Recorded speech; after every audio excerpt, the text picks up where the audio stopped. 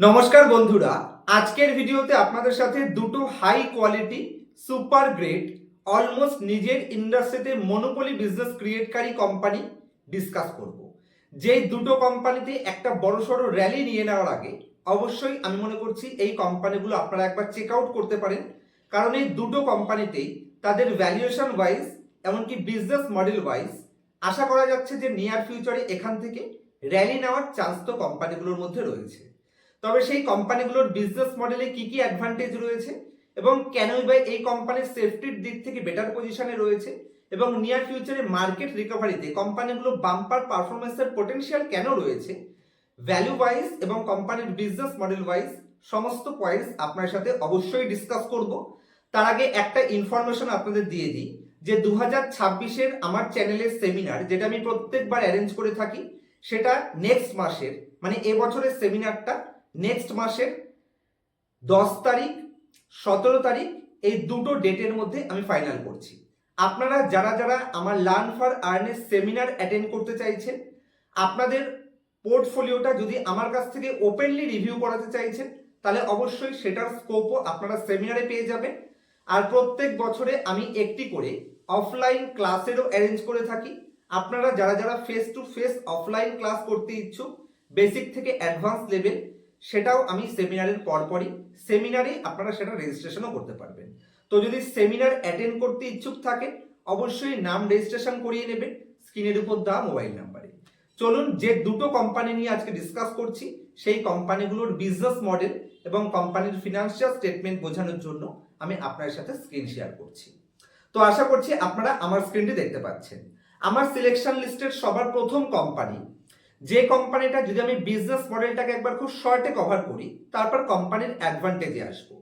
দেখুন, আমরা যখন কোনো মিউচুয়াল ফান্ড পারচেস করি বা আমরা যখন কোনো কোম্পানি থেকে ডিভিডেন্ড রিসিভ করি বা কোনো কোম্পানি যখন শেয়ার বোনাস দিয়ে থাকে, এই যে ক্যালকুলেশনগুলো, যে আপনি 100 টাকার শেয়ার কিনলেন, মিউচুয়াল ফান্ডে ইনভেস্ট করলেন, কতগুলো ইউনিট আপনি পাবেন, আপনার বোনাস, ডিভিডেন্ড, এই পেছনে যত ক্যালকুলেশনগুলো হয়ে থাকে সমস্ত কাজ এ কোম্পানি করে থাকে এবং নিজের ইন্ডাস্ট্রিতে কোম্পানি মনোপলি বিজনেস ক্রিয়েট করছে। কেন মনোপলি বলছি, চলুন স্ক্রিন শেয়ার করে দেখানো যাক। তো আশা করছি স্ক্রিনটা তো আপনারা দেখতেই পাচ্ছেন। যদি আমি কোম্পানির বিজনেসের মধ্যে আসি, তাহলে ইন্ডিয়াতে যত মিউচুয়াল ফান্ডের এএমসি হাউস রয়েছে, 5টা টপ এএমসি হাউসের মধ্যে মানে অ্যাসেট ম্যানেজমেন্ট কোম্পানিগুলোর মধ্যে টপ 5টার মধ্যে 4টে এই কোম্পানির ক্লায়েন্ট লিস্টে রয়েছে এবং 10খানা এএমসির মধ্যে 6খানা এএমসি এ কোম্পানির ক্লায়েন্ট লিস্টে রয়েছে। যদি ইন্ডিয়ার টপ লেভেলের কিছু এএমসির এক্সাম্পল দিই, যাদের ব্যাকগ্রাউন্ডের কাজ এ কোম্পানি করে থাকে, যার মধ্যে এইচডিএফসি এএমসি রয়েছে, যার মধ্যে ডিএসপি মিউচুয়াল ফান্ড হাউস রয়েছে, টাটা মিউচুয়াল ফান্ড রয়েছে, বন্ধন মিউচুয়াল ফান্ড রয়েছে, black rock, Jio black rock নতুন যারা এসেছে তারাও এ কোম্পানির ক্লায়েন্ট লিস্টের মধ্যে রয়েছে, হিলিওস ক্যাপিটাল এটাও কিন্তু নতুন এসেছে, এটাও এ কোম্পানি ক্যাপচার করেছে, পারাকপারিক যদি আপনি দেখেন তাহলে Parag Parikh mutual fund, Aditya Birla mutual fund, SBI mutual fund, ইন্ডিয়াতে যত টপ লেভেলের এএমসি হাউসগুলো রয়েছে ম্যাক্সিমামে কিন্তু এ কোম্পানির ক্লায়েন্ট লিস্টে রয়েছে। যে কারণে টপ 5টার মধ্যে 4টে ক্লায়েন্টকেই এ কোম্পানি তাদের সার্ভিস প্রোভাইড করে থাকে। তো কোম্পানির কাছে কতটা অ্যাডভান্টেজ আছে আশা করছি আপনারা বুঝতে পারছেন। আর মিউচুয়াল ফান্ডের ইন্ডাস্ট্রি হিসেবে যদি আমি ইন্ডিয়াতে দেখি, তাহলে এই total industry 68% market share a company একা ক্যাপচার করে আছে। তো ডেফিনেটলি কোম্পানির অ্যাডভান্টেজ সম্পর্কে আর কিছু আমি আপনাদের বলছি না। কোম্পানির নেক্সট স্লাইডের মধ্যে যদি আমি আসি, ডিসেম্বর 2024 থেকে শুরু করে যেই টাইমটার মধ্যে ইন্ডিয়ার এই টোটাল সেক্টরটা খারাপ পারফর্ম করেছে, সে সময়তে ডিসেম্বর 2024 থেকে ডিসেম্বর 2025 লাস্ট কোয়ার্টারের রেজাল্ট হিসেবেও কোম্পানি তাদের মার্কেট শেয়ারকে গেইন করে দেখিয়েছে।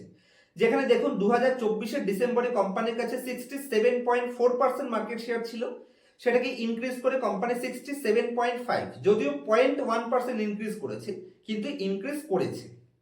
এবং এই টাইমে কোম্পানি তাদের এইউএম কে আপনারা দেখতে পাচ্ছেন কত পার্সেন্টেজ ইনক্রিজ করেছে, 18% কোম্পানি তার এইউএম মানে অ্যাসেট আন্ডার ম্যানেজমেন্টকে ইনক্রিজ করে দেখিয়েছে। এবং যদি আমি এইউএম এর ইকুইটি গ্রোথ দেখি ট্রিলিয়ন হিসেবে, তাহলে 19% কোম্পানি এদের গ্রোথ করেছে। তো সব দিক থেকে কোম্পানি তাদের মার্কেট শেয়ারকেও গেইন করছে এবং বিজনেসে তাদের এইউএম কেও গ্রোথ করছে। এবং যদি আমি কোম্পানির ভলিউম হিসেবে আদার্স কিছু পয়েন্টস আপনাদের দেখাই, যেখানে কোম্পানির জিরো ডিসরাপশন রেকর্ড রয়েছে, এটা কিন্তু কোম্পানির জন্য পজিটিভ সাইন। এবং যদি আমি কোম্পানির এখানে ভলিউম গ্রোথ দেখি, ইয়ার অন ইয়ার বেসিসে কোম্পানির এখানে যদি আপনি ট্রানজাকশন ভলিউম দেখেন 777 মিলিয়নে পৌঁছেছে, যেটা 19% ইয়ার অন ইয়ার গ্রোথ করে দেখিয়েছে। কোম্পানির এসআইপি বুক, এটাও যদি আমি দেখি ইয়ার অন ইয়ার বেসিসে নেগেটিভ মার্কেট সেন্টিমেন্টেও 8% গ্রোথ করে দেখিয়েছে। এবং যদি আমি এখানে বাদবাকি সমস্ত কিছু দেখেন, সিস্টেমেটিক ট্রানজাকশন প্রসেসে যদি আপনি দেখেন, এটাও 22% কোম্পানি গ্রোথ করেছে। লাইভ ইনভেস্টর পোর্টফোলিও, এটাও কোম্পানি 18% গ্রোথ করেছে।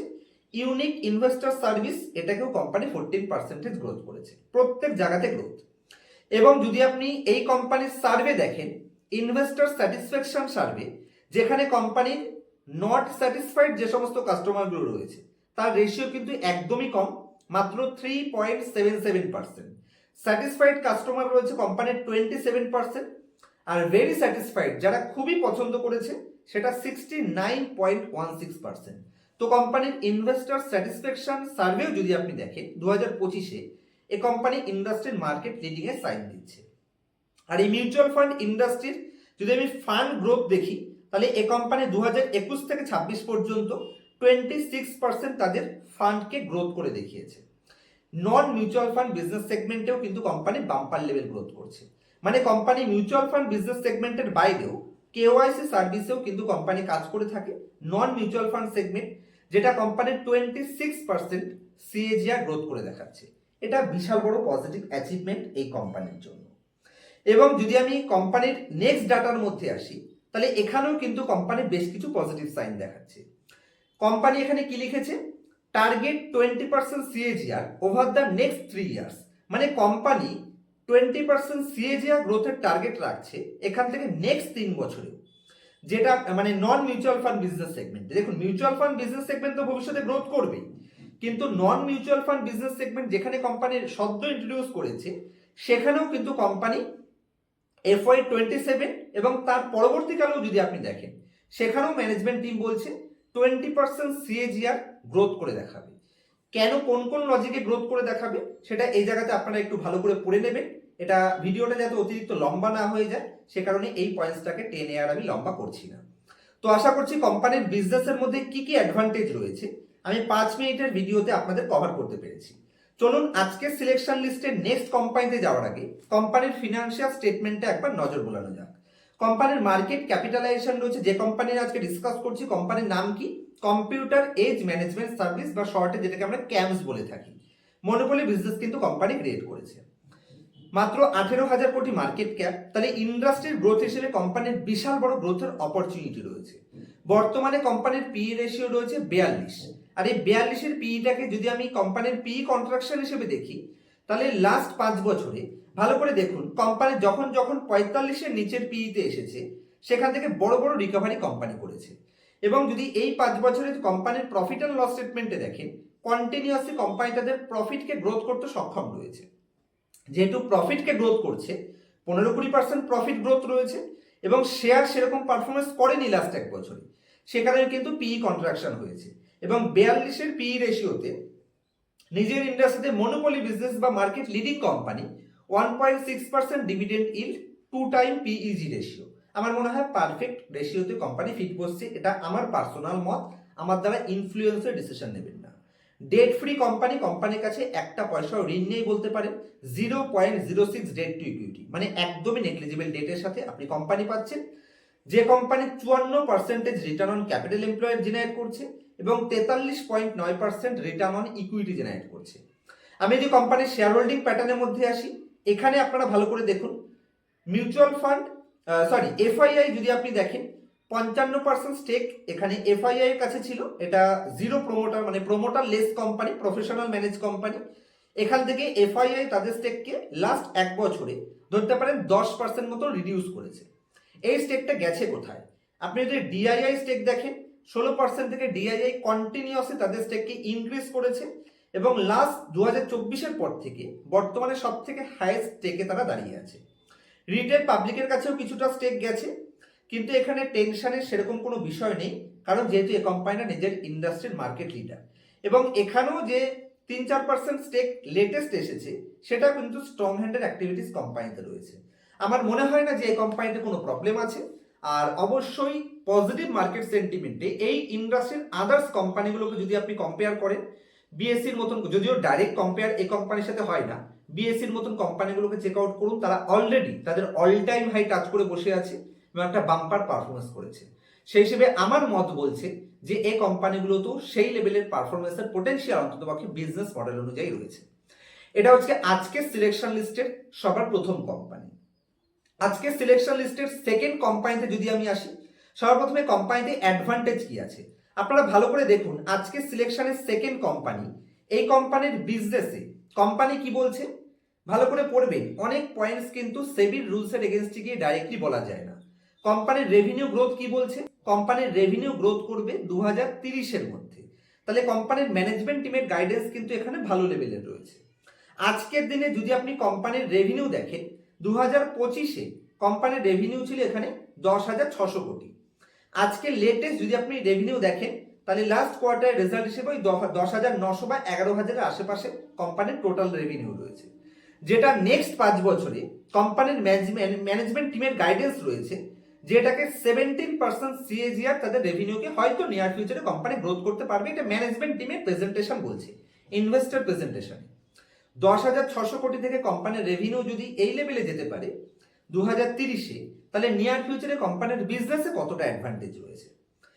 নেক্সট পয়েন্টে, এই কোম্পানির যদি আপনি স্ট্র্যাটেজি দেখেন, তাহলে কোম্পানির বর্তমানে অনগোয়িং ক্যাপেক্সের মধ্যে এই company 35,000 metric ton per annum এই কোম্পানি ক্যাপেক্স প্ল্যান করছে।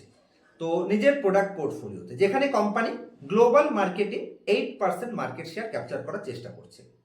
নেক্সট ডাটাতে যদি আমি আসি, এখানে কোম্পানির নতুন বিজনেস ভার্টিকেলসও এন্ট্রি নিচ্ছে।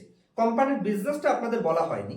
এই কোম্পানি লার্জ সাইজের যে সমস্ত টায়ারগুলো রয়েছে, সেই টায়ার ম্যানুফ্যাকচারিংয়ে শুধু ডোমেস্টিক মার্কেট নয়, গ্লোবাল মার্কেট, ইউরোপিয়ান মার্কেট ধরুন বা ইউএস মার্কেট ধরুন, সমস্ত জায়গাতে মার্কেট লিডিং পজিশনে রয়েছে। এবং ভেরি রিসেন্টলি কোম্পানি ইন্ডিয়াতেও যদি আপনি দেখেন, তাহলে কোম্পানি ইন্ডিয়াতেও নিউ ভার্টিকেলসে এন্ট্রি নেওয়ার চেষ্টা করছে, মানে নিউ ভার্টিকেলসেও কোম্পানি তাদের লঞ্চিং স্টার্ট করছে বা লঞ্চিং প্ল্যান করছে। এই পয়েন্টসটা আপনারা পড়ে দেখতে পারেন। সবার প্রথমে কোম্পানি এখানে কি বলছে, কোম্পানি বলছে যে নতুন টায়ার ভার্টিকেলসে কোম্পানি এন্ট্রি করছে ইন্ডিয়াতে, ফর ইন্ডিয়া। এবং ফার্স্ট পয়েন্ট আপনারা ফলো করুন, এখানে কোম্পানি বলছে একটি মডিউলার পরিকল্পনা, যেখানে প্রিমিয়াম প্যাসেঞ্জার কারে কোম্পানি রেডিয়াল টায়ার এবং কমার্শিয়াল ভেহিকেলে রেডিয়াল টায়ার, এই দু জায়গাতেই কোম্পানি দুটো ক্যাটাগরিতেই ভারতীয় বাজারে রিপ্লেসমেন্টের লক্ষ্য করছে। Positive side. নেক্সট পয়েন্টে কোম্পানি কমার্শিয়াল ভেহিকেল বিজনেস সেগমেন্টে, এই রাইট সাইডের পয়েন্টসটা আপনারা দেখতে পারেন, এই ডান দিকে যে পয়েন্টসটা মার্কিং করা আছে এখানে কোম্পানি কি বলছে, কমার্শিয়াল ভেহিকেল টায়ারে কোম্পানি পাইলট প্রজেক্টের মাধ্যমে Q4 FY26-এ, মানে লেটেস্ট কোয়ার্টারে কোম্পানি পাইলট প্রজেক্ট চালু করবে এবং তারপর ধীরে ধীরে কোম্পানি সেটাকে স্কেল আপ করবে বা র্যাম্প আপ করবে। সেকেন্ড পয়েন্টসে দেখুন এখানে ম্যানেজমেন্ট টিম কি বলছে, এখানে পিসিআর টায়ারের মধ্যে কোম্পানি বলছে যে টায়ার পাইলট প্রজেক্ট বা প্রকল্প Q3 FY27-এ চালু করবে, যেটা ধীরে ধীরে কোম্পানি সেটাকে র্যাম্প আপ করবে। তো কোম্পানি নিজের বিজনেস সেগমেন্টেও মার্কেট লিডিং পজিশনে আছে এবং তারপরেও কোম্পানি ইন্ডিয়ান মার্কেটে নতুন দুটো ভার্টিক্যাল লঞ্চ করছে এবং দু জায়গাতেই কোম্পানি ফিউচার এক্সপেনশন প্ল্যান করছে, একটা লেটেস্ট কোয়ার্টারে আর একটা 2 বা 3টে কোয়ার্টার পরে। আর গ্লোবাল মার্কেটে যদি এই কোম্পানির কিছু ওইএমস এর সাথে, যে সমস্ত কোম্পানিগুলোর সাথে কোম্পানির জয়েন্ট ভেঞ্চার রয়েছে, যার মধ্যে জেসিবির মতন গ্রুপ রয়েছে, আর বাকি সমস্ত কোম্পানিগুলোর নাম আপনারা গুগল করলেই বুঝতে পারবেন যে এগুলো গ্লোবালি, ডোমেস্টিক মার্কেটে নয়, ইন্ডিয়ান মার্কেটের বাইরে যে সমস্ত কোম্পানিগুলোর সাথে কোম্পানি বিজনেস সার্ভিস দিয়ে থাকে। তো কোম্পানির বিজনেস অলরেডি মার্কেট লিডিং পজিশনে রয়েছে, তারপরে ইন্ডিয়ান মার্কেটে নতুন ভার্টিক্যালেও কোম্পানি এন্ট্রি নিচ্ছে। কোম্পানির বিজনেসের নাম কি, বালকৃষ্ণ ইন্ডাস্ট্রি। সবার প্রথমে বলে দিচ্ছি, এই কোম্পানিতে আমি লাস্ট ট্রেডিং সেশনে ফ্রেশ কিছু ডিসিশন নিয়েছি, যে কারণে আমার দ্বারা কোনো মতেই আপনারা ইনফ্লুয়েসড হবেন না। আমি কেন মনে করছি কোম্পানি বেটার পজিশনে রয়েছে, চলুন সেগুলো আপনাদের সাথে স্ক্রিনে দেখানো যাক। আশা করছি আপনারা স্ক্রিনটি দেখতে পাচ্ছেন। যদি আমি সর্বপ্রথমে কোম্পানির টপের থেকে ডিসকাউন্ট হিসেবে দেখি, তাহলে একটা ভালো লেভেলের ডিসকাউন্টে কোম্পানি রয়েছে এবং 32-এর পি রেশিও বর্তমানে কোম্পানি ডিমান্ড করছে। পিই জি রেশিও দিক থেকে দেখলে কিন্তু খারাপ লাগবে, মনে হবে নেগেটিভ। কিন্তু যদি আমি কোম্পানির পিই কন্ট্রাকশনের মধ্যে আসি, মাথায় রাখবেন গ্লোবাল মার্কেটে অলরেডি এই ইন্ডাস্ট্রিতে কিন্তু সেরকম গ্রোথ নেই, তারপরেও কোম্পানি ক্যাপেক্স প্ল্যান করছে। নিয়ার ফিউচারে এই সমস্ত যুদ্ধ কন্ডিশন যখনই ঠিকঠাক হয়ে যাবে তখনই কিন্তু পিই এক্সপেনশনের অপরচুনিটি আসবে, কারণ সেন্টিমেন্ট হচ্ছে পিইর খেল। 51 পিই থেকে পিই কন্ট্রাকশন হয়ে কোম্পানি লাস্ট 5 বছরের সব থেকে লোয়েস্ট অলমোস্ট ধরতে পারে 32-এর পিই রেশিওতে চলে এসেছে। প্রাইস হিসেবে লাস্ট 5 বছরে কোনো পারফরমেন্স করেনি, কিন্তু ইন্ডাস্ট্রিতে কোম্পানি মার্কেট লিডিং পজিশনে রয়েছে। লাইফ টাইমে সব থেকে হাইয়েস্ট প্রফিট অ্যান্ড লস স্টেটমেন্টে কোম্পানির রেভিনিউ রয়েছে। আর একবার ভালো করে দেখুন, কোম্পানির বর্তমান রেভিনিউ রয়েছে 10,600 কোটি।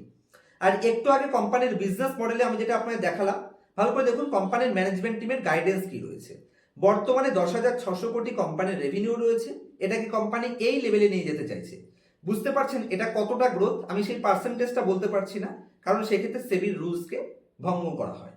তো এই লেভেলের কোম্পানি তার রেভিনিউকে নিয়ে যাওয়ার টার্গেট রাখছে। আর বর্তমানে কোম্পানির রেভিনিউ কি রয়েছে? 10,600 কোটি। তো আশা করছি কেন কোম্পানিটাকে সিলেকশন করেছি আপনারা বুঝতেই পারছেন। আর ইন্ডাস্ট্রির market leading company, bumper level continuously capex করে লাইফ টাইম হাই, সব থেকে হাইস্ট ফিক্সড অ্যাসেট পজিশনে রয়েছে। ডেট টু ইকুইটি কোম্পানির ম্যানেজেবল পজিশনে রয়েছে। কোম্পানির কন্টিনিউয়াসলি সিডাব্লিউআইপি রয়েছে। শেয়ার হোল্ডিং প্যাটার্নের মধ্যে যদি আমি যাই, এখানে এফআইআই তাদের স্টেককে কন্টিনিউ হোল্ড করে বসে আছে, ডিআইআই তাদের স্টেককে কন্টিনিউ ধীরে ধীরে ইনক্রিজ করছে, এবং রিটেল পাবলিকের কাছে মাত্র 6% স্টেক রয়েছে, এবং এটাও ধীরে ধীরে continuously number of equity share holder reduce হচ্ছে। তার মানে কোনো কোম্পানিতে যদি number of share holder reduce হয়, সেটা আমাদের ক্লিয়ার সাইন দেয় যে সেখানে লুজার হ্যান্ডের কাছে থেকে স্ট্রং হ্যান্ডের কাছে শেয়ার হোল্ডিং কনভার্ট হচ্ছে। কেন? মনে করুন কোনো একটা কোম্পানির 100 কোটির শেয়ার রয়েছে, তো সেটা এতদিন 10 জনের কাছে ছিল, তাহলে গড়ে যদি আমি ধরি তাহলে এক একজনের কাছে 10 কোটি করে রয়েছে 100 কোটি। এবার এটাই যদি 10 জনের বদলে 5 জনের কাছে চলে যায়, তাহলে তো সেটা পজিশন ডবল হয়ে গেল না। এতদিন যেই নাম্বার অফ শেয়ারটা 10 জনের কাছে ছিল, এখন সেটা 5 জনের কাছে গেল, তার মানে স্ট্রং হ্যান্ডের কাছে গেছে। এই কোম্পানি তো ঠিক সেরকম টাইপেরই সাইন রয়েছে। Number of equity share holder কমছে, তার মানে লুজার হ্যান্ডের কাছে থেকে স্ট্রং হ্যান্ডের কাছে কনভার্ট হচ্ছে। এফআইআই বিক্রি তো করছেই না, বরঞ্চ ডিআইআই পারচেস করছে। তো কেন কোম্পানিগুলো সিলেকশন করেছি, কেন আমি মনে করছি বড় গ্রোথ হওয়ার আগে কোম্পানিগুলো চেক আউট করা প্রয়োজন, আশা করছি আপনাদের বোঝাতে পেরেছি। যদি কোনো কোশ্চেন বা কোনো ডাউট থাকে অবশ্যই আপনারা কমেন্ট সেকশনে আমাকে জানাতে পারেন। আর যারা যারা আমার সেমিনার অ্যাটেন্ড করতে ইচ্ছুক, অবশ্যই স্ক্রিনের উপর দেওয়া মোবাইল নাম্বারে রেজিস্ট্রেশন করিয়ে নেবেন হোয়াটসঅ্যাপের মাধ্যমে। আর আমার যে একটা অফলাইন ক্লাসের ব্যবস্থা করে থাকি, সেটাও এবারের ক্লাসটা সেমিনারের পরের দিন থেকে শুরু হবে। একটাই ব্যাচ হবে, যারা যারা করতে ইন্টারেস্টেড রয়েছে অবশ্যই তাড়াতাড়ি নাম রেজিস্ট্রেশন করিয়ে নেবেন, সেটা পার্সোনাল ক্লাসের জন্য হোক অথবা সেমিনারের জন্য হোক। দেখা হবে নেক্সট ভিডিওতে, ততক্ষণ পর্যন্ত হ্যাপি ইনভেস্টিং, হ্যাপি ট্রেডিং।